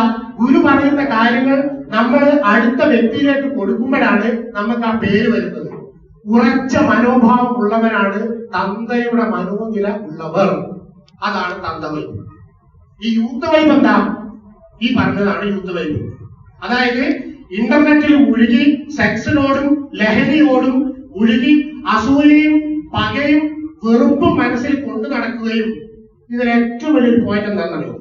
ഉത്തരവാദിത്തങ്ങൾ ഏറ്റെടുക്കാൻ പാകപ്പെടാത്ത മനസ്ഥിതി. അതാണ് യഥാർത്ഥത്തിൽ തന്തവൈബ് വരുന്നത്. ഇവര് നമ്മൾ ഉദ്ദേശിക്കുന്ന ഇതാണെങ്കിൽ ഇപ്പോഴത്തെ മക്കൾക്കുള്ള കുഴപ്പം എന്താ? നമ്മളെ മക്കൾ നോക്കണ്ട, പുറത്തുള്ള മക്കൾ എന്തുകൊണ്ടാണ് ലഹരിയിൽ അടിമപ്പെടുന്നത്? അവർക്ക് ഉത്തരവാദിത്തങ്ങൾ ഏറ്റെടുക്കാൻ അറിയില്ല. ഒരു അസുഖം വന്നാൽ, പിന്നെ ഏതെങ്കിലും ഒരു പ്രേമത്തിൽ അകപ്പെട്ടാൽ, ആ പ്രേമം തകർന്നു പോയാൽ, അതിന് രക്ഷിതാക്കൾ എതിർത്താൽ, ഇവർ ചെയ്യുന്ന എന്തെങ്കിലും ഒരു മിസ്റ്റേക്ക് പാരന്റ്സ് പിടിച്ചാൽ ഇവർ തകർന്നു പോവുക. കാരണം മനോനില പാകപ്പെട്ടിട്ടില്ല. അവർക്ക് തന്തവൈബില്ല. ആ മക്കൾക്ക് തന്തവൈബുള്ള മക്കളുണ്ട് ചെറുപ്പത്തിൽ തന്നെ. ഇപ്പൊ തന്നെ നമ്മളിൽ തന്തവൈബുള്ള മക്കള് അയറ്റിനോട് വർത്താനം പറഞ്ഞാൽ കഴിച്ചിലാവില്ല. അയറ്റിനോട് ഇങ്ങോട്ട് പഠിപ്പിക്കും. നമ്മളെ തന്തവൈബ് ഉണ്ടാകാൻ വേണ്ടിയിട്ട് മക്കൾ പ്രാർത്ഥിച്ചോളാണ്, അതിനു വേണ്ടി ശ്രമിച്ചോളാണ്. തന്തവൈബ് എന്ന് പറഞ്ഞാൽ എന്താണെന്നറിയോ? മനസ്സിന്റെ കോൺഫിഡൻസ് ആ മക്കള്. നമ്മുടെ ഗുരു നമ്മുടെ കൂടെ എപ്പോഴും ഉണ്ട് എന്നുള്ള കോൺഫിഡൻസ് ആണ് തന്തവൈബ്. അപ്പൊ തന്തവൈബ് ആണെങ്കിൽ നിങ്ങളാരും പറയാൻ പാടില്ല, നിങ്ങളെ ആരും പറയാൻ പാടില്ല. അത് നിങ്ങൾ ചോദ്യം ചെയ്യണം. ചെയ്യൂലേ? നമ്മൾ മക്കളോട് കോൺഫിഡൻസ് കൊടുക്കണം. മക്കൾക്ക് അതിച്ചുള്ള ഈ രക്ഷബന്ധിയാ തൊരീക്കത്തിന്റെ ഭാവി ശക്തിയാണ് മക്കള്. രക്ഷബന്ധിയാ തൊരീക്കത്തിന്റെ ഗുരുവിന്റെ സോൾജേഴ്സ് ആണ് നമ്മുടെ മക്കള്. ഗുരുവിനെ സ്നേഹിക്കാൻ വേണ്ടി ഗുരുവിനെ കുറിച്ച് സംസാരിപ്പിച്ച് തുടങ്ങണം. അതിച്ചുള്ള കൊണ്ട് അതിച്ചുള്ള മനസ്സമാധാനം കാണുമ്പോൾ നമ്മക്ക് അസൂയ വരും. എനിക്കിത് പറ്റിയല്ലോ, ഈ ചെറുപ്പത്തിൽ എനിക്കിത് കിട്ടിയല്ലോ എന്ന് വരും. അതിന്റെ സന്തോഷം കാണുമ്പം അറ്റ്ലീസ്റ്റ് നമുക്ക് സന്തോഷിപ്പിക്കുകയും ചെയ്തൂടെ? നമ്മുടെ അസുഖങ്ങളും സാമ്പത്തിക പ്രശ്നങ്ങളും ഒക്കെ നമ്മൾ മറന്നുപോകും അതിനുള്ള സന്തോഷം കാണുമ്പോൾ. നല്ല കോൺഫിഡൻസ് ഉള്ള ഗുരുവുമായിട്ട് ഏറ്റവും ക്ലോസ് ആയിട്ടുള്ള ആധുനിക വിദ്യാഭ്യാസം കൊടുത്ത് ശരിയും തെറ്റും എന്താണെന്ന് തിരിച്ചറിഞ്ഞ് കൊടുക്കുന്ന മക്കളാക്കിയിട്ട് വേണം ഈ നമ്മളെ മക്കളെ വളർത്താൻ. നമ്മുടെ പ്രസ്ഥാനത്തിനും നമ്മുടെ ഗുരുവിനും വേണ്ടി പ്രവർത്തിക്കുന്ന മക്കളെ ആക്കിയിട്ട് നമ്മളെ മക്കളെ മാറ്റണം. അതല്ലാതെ പൊട്ടക്കെട്ടിലെ തവളകൾ എന്തെങ്കിലും പറയുന്നെന്ന് വിചാരിച്ചിട്ട് തന്തവൈബാണെന്ന് ആരെങ്കിലും പറഞ്ഞതിന് ശേഷം പോയി പഴി നോക്കാൻ പറയണേ. പ്രസ്ഥാനം അടുത്ത ലെവലിലേക്ക് കടന്നിട്ടുണ്ട് ഇതിലെ മക്കള്. പ്രസ്ഥാനം എപ്പോഴോ ആ ലെവലാട്ടോ. പ്രസ്ഥാനം അടുത്ത സ്റ്റേജിലേക്ക് കടന്നിട്ടുണ്ടെന്നല്ല. നമ്മുടെ മക്കൾ നമ്മളെക്കാളും നെക്സ്റ്റ് ലെവലാ. അത് നമുക്കിനി അത് കണ്ടറിയാം. അതിനോട് സംസാരിക്കുമ്പോൾ നമുക്ക് സന്തോഷവും വരും, ഒരേ സമയം വിളിച്ചിലും വരും. അത്രക്ക് കോൺഫിഡൻസ് ആണ് മക്കൾക്ക്.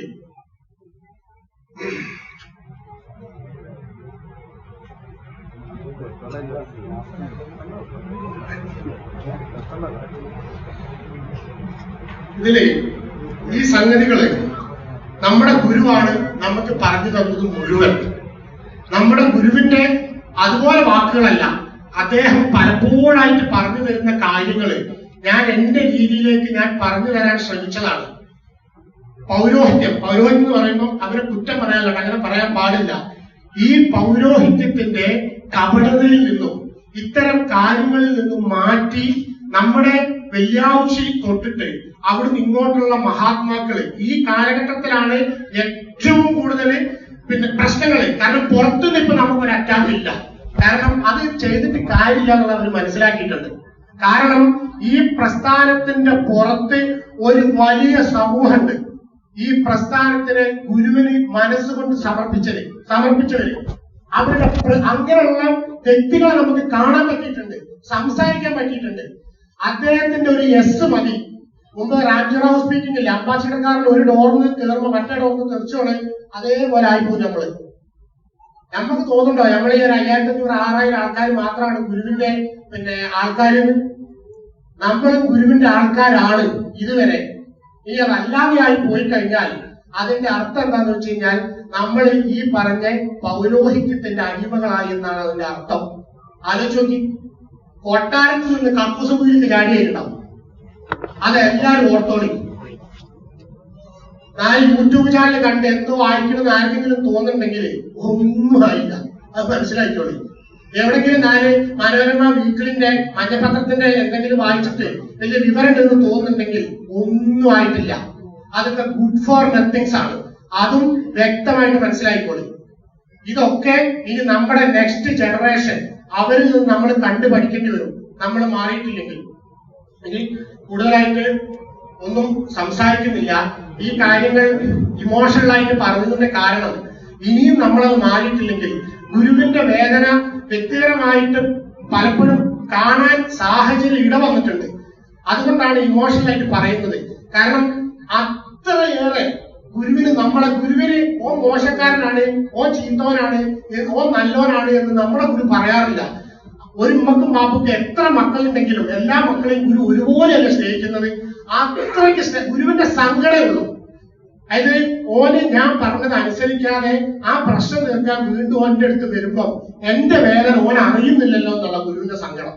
അത്രയ്ക്ക് സ്നേഹമാണ് അദ്ദേഹത്തിന് നമ്മളോട്. സ്വന്തം മക്കളെ പോലെയാണ്. ആ ഗുരുവിന്റെ കാലിൽ നമ്മുടെ പൊന്നു തമ്പുരാന്റെ, കാരണം അള്ളാഹ് 1-ാം സ്ഥാനത്തും ഗുരുവിന്റെ 2-ാം സ്ഥാനത്തും കൊടുത്തിട്ട് കാര്യമില്ല കേട്ടോ. അത് ഞാൻ ഒന്നും കൂടെ ഉറപ്പിച്ച് പറയാം. ഗുരുവിന് റാങ്ക് 1 ആണ്. ഇവിടുന്ന് ചെന്നിട്ട് അള്ളാഹിന്റെ അടുത്തേക്ക് ചെന്നിട്ട് ഇന്ന് സ്വർഗത്തിൽ കാക്കിയെന്ന് പറഞ്ഞാൽ എനിക്ക് ഞാനവിടെ ഒരാളെ ഏൽപ്പിച്ചെങ്കില്ലല്ലോ അവിടുന്ന് സർട്ടിഫിക്കറ്റ് വാങ്ങി പറയും. അപ്പം അങ്ങനെ ചിന്തയുള്ളവർക്കും ഇവിടെ ഇപ്പൊ ഉള്ളത് ഒന്നുമല്ലാന്ന് തോന്നുന്നവർക്കൊക്കെ ഇതിന്റെ ഫലം ഒരേപോലെ ആയിരിക്കും. നമ്മൾക്ക് എല്ലാവർക്കും നമ്മളെ ഗുരുവിനെ തിരിച്ചറിയാൻ പറ്റും. മനസമാധാനം, ആനന്ദം എന്താണെന്നുള്ളത് നമ്മുടെ ഹൃദയം കൊണ്ട് നമുക്ക് തിരിച്ചറിയാൻ പറ്റും. അതിനു വേണ്ടി അർപ്പിക്കാം. അങ്ങനെ അർപ്പിക്കാൻ നമുക്ക് എല്ലാവർക്കും കഴിയട്ടെ എന്നും ആത്മീയ മോക്ഷത്തിലേക്ക് നമ്മുടെ ഗുരു നമ്മളെ എത്തിക്കട്ടെ എന്നും ആ കാലിൽ തൊട്ട് യാചിച്ചുകൊണ്ട് നമുക്ക് എല്ലാവർക്കും ഈ പ്രസ്ഥാനത്തിൽ എന്നെന്നും നിലനിർത്താൻ നമ്മളെ അത് സാധിപ്പിച്ചു തരണമെന്ന് പ്രാർത്ഥിച്ചുകൊണ്ട് ഞാൻ എന്റെ വാക്കുകൾ അവസാനിപ്പിക്കുന്നു.